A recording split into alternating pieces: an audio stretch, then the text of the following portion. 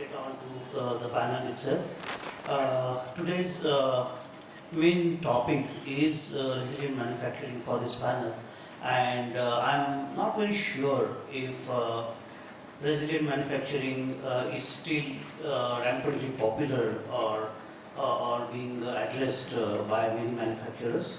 So today's discussion will be more focused on addressing what are the exact parameters of resilient manufacturing and why it is important. So I would like to first ask a question to Pravin that in resilient manufacturing, basically it's about various disruptions which are happening in the normal manufacturing scenario, and the current ERPs or the other systems are very static in terms of discipline and intelligence. And when the disruption happens, how you deal within the manufacturing and how you deal that. So, what are those parameters or one single important parameter which can be said that if I monitor this parameter, my resilient manufacturing system is working properly. So, how do you look at it? Maybe you could quickly, while answering, quickly in 30 seconds, first introduce yourself as well. Okay, thank you. Myself Pravin Fatangare, and I'm in automotive and engineering industry from last 30 years. Presently working with Atlas Copco, and prior to that, a couple of other companies, primarily Escape and KSPT Automotive, where I stayed for a longer time. And one single indicator, if you say that, this is only the customer satisfaction. And how do we measure it? There are various parameters. It depends on the industry and depends on the business. That's what I would say that the organizations measure. You have any views on how you measure resilient manufacturing parameters, or how do you think that your manufacturing systems are responsive enough for the coming bottlenecks or disruptions? How do you measure that? Firstly, good morning everyone. My name is Prajakta Kotasthane. Thanks Manish and Pro MFG for inviting me. I'm a second generation entrepreneur. I'm heading our family business, Shriram Rubber Products. We have 3 plants in Pune, and we are primarily exporting. So we have IATF 16949 14001, and we have to manufacture of industrial rubber products. Before I answer your question, Manish, one observation: we should have more women. I can see Priyanka, of course she's there, and we have a couple of other women. So if we have more representation of women in such panel discussions, I think what you're doing is very important for the industry. I think that will definitely be beneficial. Adding to what Pravin said on the customer satisfaction, I think what is important for determining if it's a resilient manufacturing is what we measure is the OEE, and of course a lot of manufacturing companies do that. We have a number of KPIs, be it related to customer satisfaction, be it related to internal rejection, cost of poor quality, but OEE, which is the overall equipment effectiveness, that is a key indicator of how how effective and efficient is the manufacturing process, or all your manufacturing processes, since it indicates your availability of the equipment, the performance or productivity, as well as the quality. So in one metric you get the entire oversight of view, and it is also a common metric, so it can be used for processes like molding or compounding or extrusion or similar processes. So yes, OEE commonly is in the range of 60 to 65%, because world class is considered 85%. Absolutely. So, and because when we have any issues, the first thing we go for is capital investment. Oh, we have less capacity, let us invest in a machine, or let us increase the number of shifts or overtime. I'm speaking from from an SME perspective. But if you unlock the capacity that you have using OE, I think that with lesser investment you would get more output. It has a better ROI. Absolutely correct. I think that also hits the very important aspect. So continuing with what you are discussing, particularly about the speed at which you have to actually work at the manufacturing unit, depending on the deadlines and delays, etc. And then there is a balance needs to be achieved between the quality, like zero defects, etc. So, Bhushan, from your perspective, I would say that how would one, really have that balance? That and on one day you are in absolute rush to deliver the product, at the same time you are supposed to have zero defects. So this balance needs to be achieved very perfectly. So how does one achieve that? Yeah, thank you for this question. So first of all, I would like to introduce myself. So good morning, everyone, and thanks to Pro Manufacturing and the Plant Leadership Summit team for giving this opportunity. So I am Bhushan Badgujar, presently representing the Advik here. So I am leading the 2 plants of Advik. I have more than 2 decades of experience working with the Bosch, Beckert, Magna, Crompton, and now it's a part of the Advik team in the multiple domains as a part of the global team as well as the India team. So that's about my introduction. So coming back to the question, like about quality and how we are balancing the zero defect strategy. So if you see in the today's VUCA world, it's very, very important that the speed at which the expectations are changing is much faster than ever. And we cannot say no to any of our customers, otherwise we will lose the business. So if you see on the longer run, the quality is the one of the differentiating factor in this competitive world nowadays. Because everyone has, you can copy the technologies or similar kind of the machines. But a quality which can be driven by your own process, the product which we have designed for your customers, and the people with which you are driving the entire the transformational journey in your organization. So when we look at the quality aspect, the 3 things which predominantly I would like to stress upon. The first of all, when we see the expectation, first we need to understand from the customer point of view. Nowadays what happened, when we ask for the requirement, we understand from the customer, but that is just a basic needs which is reflected in our customer specifications sheet, right? So we have to very close to our customer, understand their voice, understand their latent needs as well, which is unsaid requirement from the customer.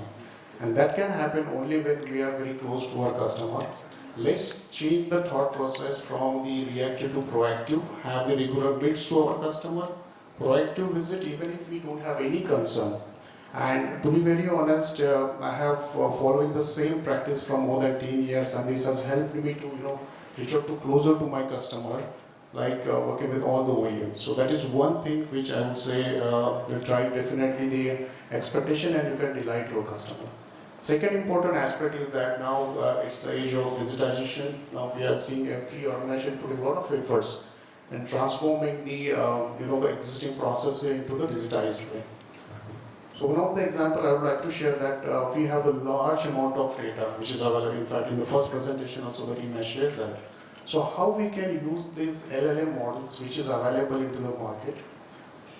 It acts as a brain. You have large amount of trained data. How we can use the AI agents which will stratify the data, analyze it, interpret the data, and which will give us the ready solution which we can have to just validate and implement. So that will reduce the speed of response to our internal process, to our stakeholders, to our end customers as well.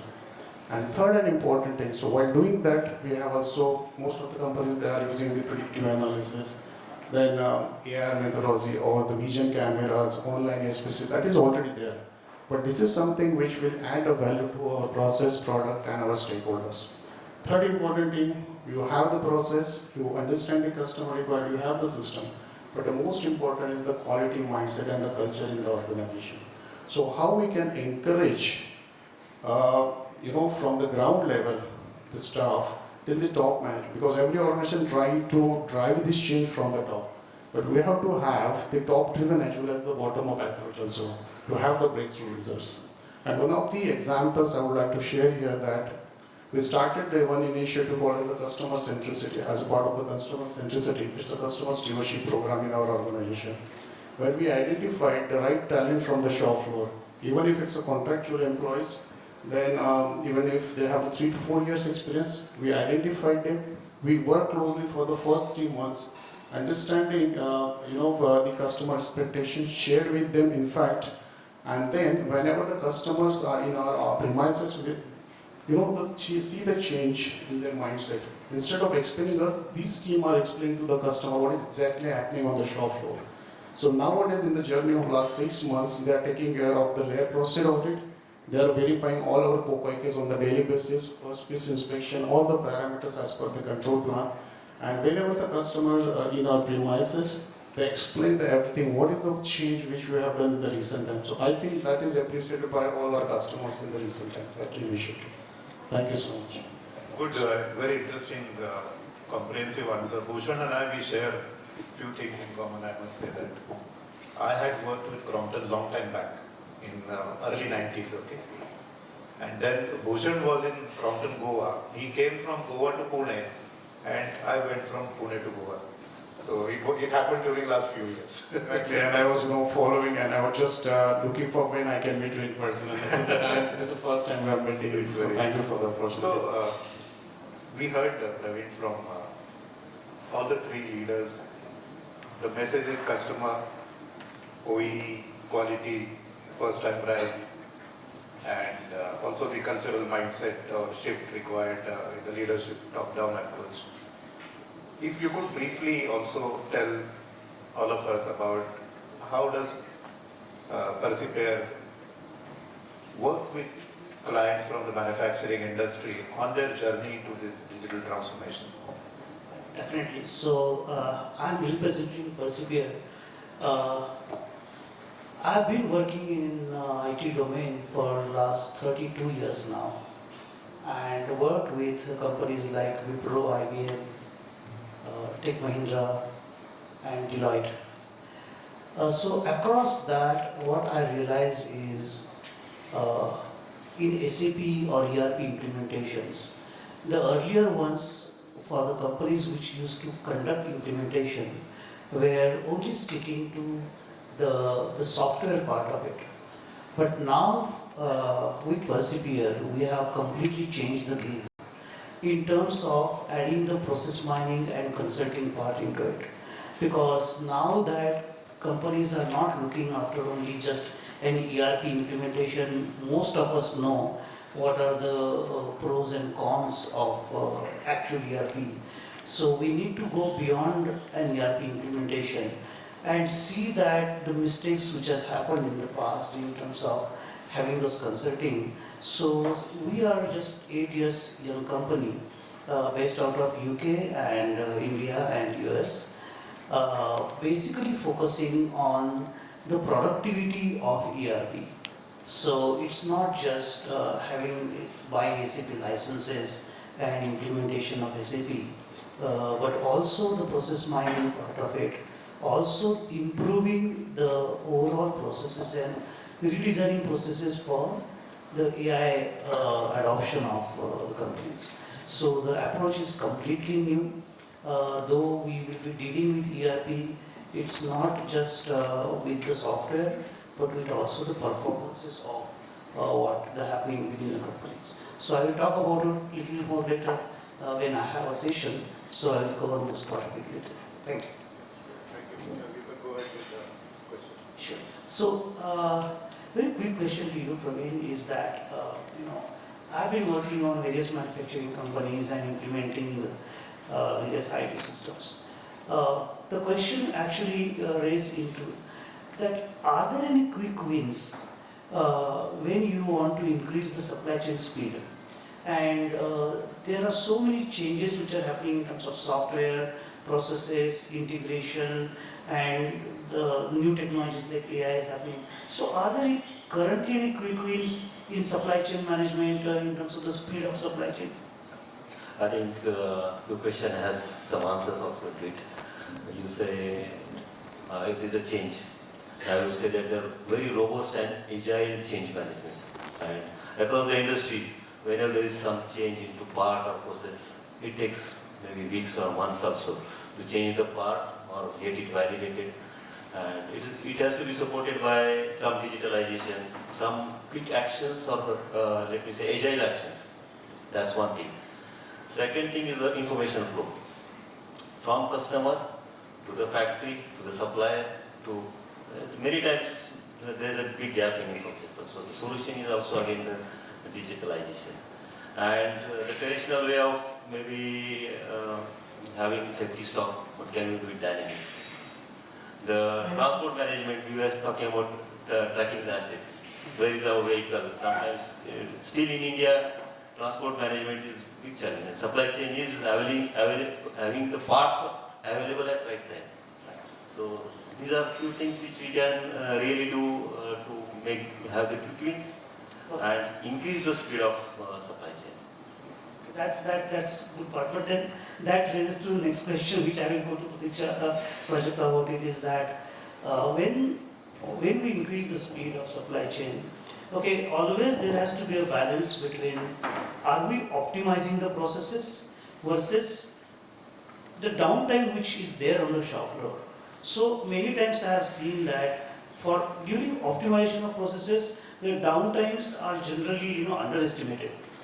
And when the actual on-shop floor the downtime increases, the entire optimization philosophy goes to crash and only the focus gets into firefighting. So how does one balance between the optimization of processes versus really giving a justice to certain downtimes like preventive maintenance and things like that? Very true what you said. For us and in manufacturing, what is very important is implementation of TPM. I think that total productive maintenance, because it has those 8 pillars, everyone would be well aware of it. The foundation is 5S for that, and having the right autonomous maintenance, focusing on the quality maintenance, and like Bhushan said earlier, the employee engagement, the culture, mindset, that is very important. TPM will look at all your losses, so all the unscheduled downtime. I'm leaving aside planned downtime, but unscheduled downtime, all the losses, various types of losses that we have, it will monitor, and we can take proactive measures to ensure that we get the right picture in terms of the downtime while trying to optimize the processes. So TPM is a long exercise. We were fortunate to do it with the support of customers like Bajaj and others. I think that is something that it needs to be implemented not just on paper but in spirit, because it is not so much a top-down but more of a bottom-up approach. So that definitely helps. Yes, that makes absolutely sense. Okay, now just for limitation of time which we have, but I still have one very curious question to all three of you. I've been talking to many customers lately since last 2-3 years, so this is a continuation of that. Maybe it was COVID sometime, maybe it is tariff sometime, maybe it is some more other disruption which you are having. So for all three of you, is there any kind of experience which you can share with us that there was a disruption and how you handled it, how this resilience in manufacturing processes is being addressed? Any examples which comes in your mind in your own experiences? Any disruptions? Question is to all three of you. Okay, so I'd like to share my experience. During the first pandemic, that is COVID wave 1, I was part of the Crompton. From the head office, we had a biggest challenge during that time. Everything was stopped, okay, halt at that time. And we were relentlessly work from morning 6 till the late night. And the message was clear from the management. We will support to the best of our ability to our entire workforce, but we'll put a system and process so robust that we will, safeguard our employees as well as the customer. So that initial 2-3 weeks, we put a lot of efforts in identifying the right system, processes, and then the governance part. So Mr. Matthew was our CEO and Mr. Khosla was our MD. So we used to have the regular interactions, back-to-back calls, and we ensure that we deliver our product not only to the expectation but beyond the expectation of the market. And the Crompton was one of the organizations which has had a high sales ever in our history, as well as in the entire consumer sector of that particular segment. So I think that was the biggest learning for us during that time. So that is the best example of resilience, agility, and predictability. Perfect. Yeah, I think that was good. Are there any other experiences which you can share? Yeah, I can share. Disruptions, couple of them, but just one, Definitely. especially from the manufacturing perspective. And relevant to this forum, we follow operations excellence, all of us follow, and continuous improvement is our initiative. And it was failing, simple, having a Kaizen idea and implementing. We had whiteboards, we had papers, putting into the box, collecting it, implementing, and that was failing. Miserably failing for years on year. And during COVID time 2020, we started digitalization. We developed one app for getting the Kaizen ideas. And this app was completely changed the scenario, because we give access to every person, blue collar, white collar, contractuals, suppliers, everyone. And anyone has any suggestion. We made some pillars into it. If it is product related, process related, part related, sort of. And anyone can click the picture and say that this is my idea. It goes into the bank. It is allocated to a category owner. The category owner reviews it, and then it goes into implementation. Now, this app has given us from the last 2-3 years, every year close to 1,000 plus ideas. And we are able to implement close to 700-800 ideas every day, maybe small, big, whatever it is. And I would say that the disruption in this continuous improvement process was handled digitally with a Kaizen app, and the motivation of the people, because people always feel that I am saying from last 2 years, 3 years, I have even discussed to this manager general, nobody is doing. Then we said, have you registered into the app? If yes, it gets implemented because it is meant for the legal. That's what because I have been through manual Kaizen processes, and I remember the number of files and photocopies which we had to distribute versus the app. It increases the speed of how you operationalize the processes. And the moment of pride is this initiative within Atlas Copco was copied from India to Europe, US, and China, and that's what we copy everything from them. Something was copied from India. That's good. Thanks. No, I think the most unprecedented disruption we all faced was in COVID. No one was prepared for it, so I want to give that example. Was in Feb or March 2020 was when it was, it became very serious, and then the Janta Curve, that Bandh was announced, where even manufacturing companies had to close down. So I think and at that time, unfortunately, I even had a personal setback because my father was unwell. He's no longer with us, unfortunately. So we had, and he's the founder of the company. So we had multiple issues, and just a few months prior to COVID, we had started our expansion. So there was a lot of construction going on in the company. So it was multi-fold kind of disruption we had, and we had to supply parts to our overseas customers. Their consignments had to go. I think in that period, our systems also helped the processes, but we were not prepared for something like this, where you had to have people staying in the factory, make accommodation for them. I think here what helped us was definitely resilience, was our employees, our motivated employees. I think keeping the team happy and having an engaged and motivated team is one of the best strategies to overcome any kind of disruption or issue, because they came up with so many innovative thoughts, and they put in so much more than what is regularly expected, because we don't have processes and systems to handle situations like this. So I think that definitely helped us. We had employees who came up with thoughts on how they can stay in the plant, what we can do. So I think the management's focus or leadership's focus should always be on ensuring that your employees and team members are engaged and taking their inputs. That is definitely going to lead to better productivity, better customer satisfaction, etc. So yeah, that's what has helped us. Fantastic. With this, we have just set the tone of what is resilience. particularly why this topic is very important for today, not only for this forum but otherwise, is that now those AI summits and everything is going on, a lot of discussion on AI is there rampantly happening across the globe. दूध का दूध और पानी का पानी, that will be my motto about AI. I have been working in manufacturing, manual manufacturing, making my hands dirty on the machine. Now to designing AI systems.